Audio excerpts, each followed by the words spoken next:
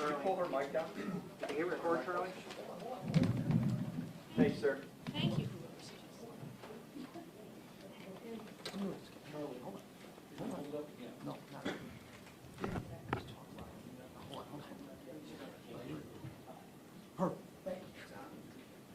That's okay. We'll wait to make sure everybody's ready. Everybody ready?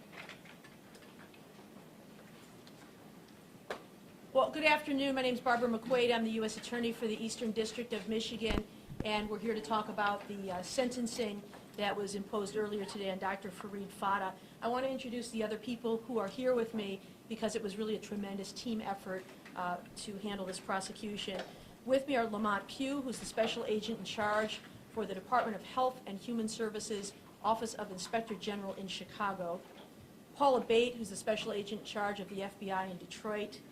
Carolyn Weber, who is the Assistant Special Agent in charge for IRS criminal investigation, as well as the team of prosecutors and agents who worked on this case for the past 2 years. Cassie Dick, who's the Assistant Chief of the Fraud Section at the Criminal Division of the Department of Justice in Washington, D.C., but who's been embedded here in Detroit. Assistant U.S. Attorneys John Neal and Sarah Cohen from this office, the U.S. Attorney's Office for the Eastern District of Michigan. And agents from HHS, Abby Dixit, from FBI, Brian Drake, and from IRS Criminal Investigation, Kevin Nalu. Well, I think most of you were over in the courtroom when you heard Judge Borman impose a sentence on Dr. Farid Fata of 45 years. For a defendant who is 50 years old, that is close to a life sentence. But we believed that nothing short of a life sentence was appropriate in this case because the harm was so egregious. This we believe to be the most serious fraud case in the history of the country because of the nature of the harm. There have certainly been significant financial fraud cases, but nothing with the kind of stunning physical harm that we saw in this case. We thought a lengthy sentence was necessary both to punish Dr. Fata and to deter any other doctor or other professional out there who would even think of causing such harm on his patients. But today I really want to focus on the victims. This case is really about all of those people who were victimized by Dr. Fata. And I think for those victims, even a life sentence is not enough to remedy the harms that they have suffered. We hope, though, that this 45-year sentence for a 50-year-old man will bring them some measure of comfort and some measure of justice. We've been able to document 553 victims in this case, but of course for every one of those individual victims, there are countless family members who also suffered along with them. And so it's very hard to quantify the kind of harm that happens in a case like this. The victims suffered just stunning harm. When we heard about the harm in this case, it was really hard to believe. I remember the day this case came in the door, and I remember thinking that, wow, it sounds really serious, but I can't imagine that it's true. I imagine that we're going to show these records to an expert who's going to say, well, it's more aggressive than I would be, but it's within the reasonable bounds of reasonable medical care. And in fact, quite the opposite. In a matter of days, this team pounced on this case. They got the lead on a Friday, and by the following Tuesday, they had shut down Dr. Fata's practice. They had served 7 search warrants at his various offices and home. They had interviewed employees and victims.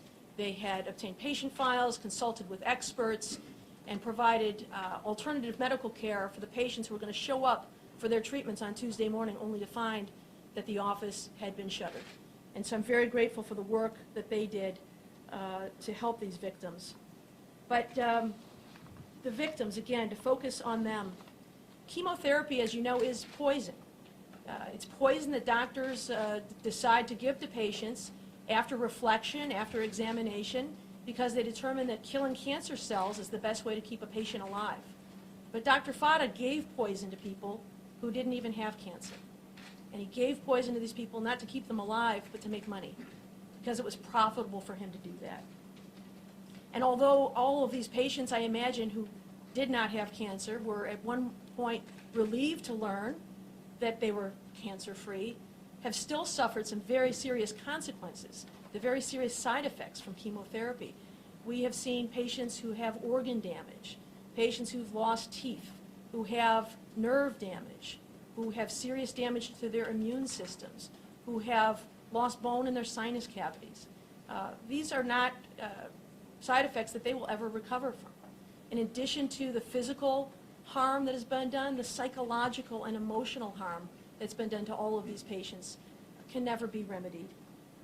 I think most of us have focused on the misdiagnosis of cancer for patients who didn't have cancer, but in addition to those patients, there are many other patients that Dr. Fata abused as well. When a patient came in the door, he sized them up for how can I make the most money off of this person's body?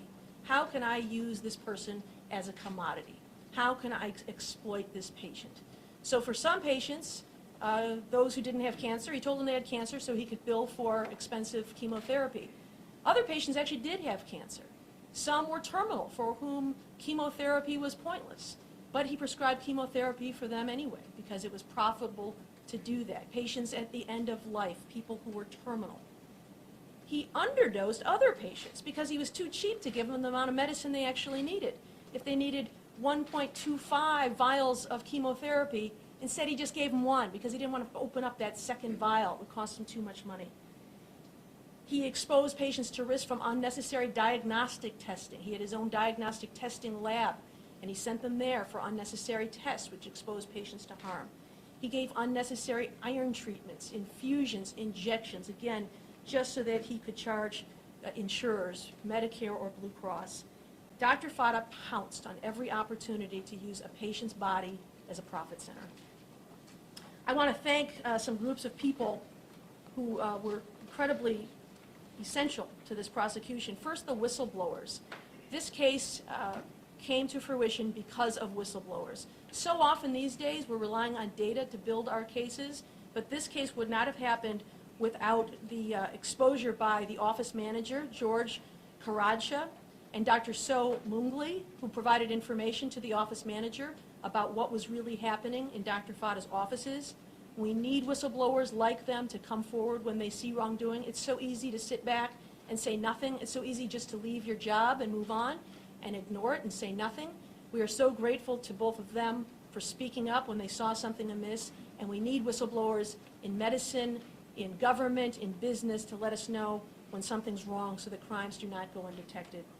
I want to thank this team of prosecutors and agents and victim coordinators who worked so hard to build this case and to provide compassion for the victims at every stage of the prosecution. Getting patient files to them so that they could continue their care was incredibly important to us, and I'm so grateful for the work that this team did, as well as countless others, to make sure that the patients and the victims' concerns were always paramount. And finally, I want to thank the victims who have been very courageous in sharing with us their personal information so that we could put this case together. We can never give them back what was taken from them, but we are very grateful for their assistance, their courage, and their dignity to help us bring this criminal to justice. Finally, I just want to conclude by saying that many of us have been impacted by cancer in one way or another. I lost my dad to cancer, and I think when people are facing that disease, all of us can understand the kind of trust that we have to put into a doctor to help us through the most difficult times of our lives. And so it's difficult to imagine the kind of betrayal that someone must feel when they find out that the doctor not only lied to them about the kind of treatment that was necessary, but lied to them about whether they ever had cancer at all. For most cancer patients, the enemy is the disease that they vow to fight. In this case, the doctor was the enemy in disguise.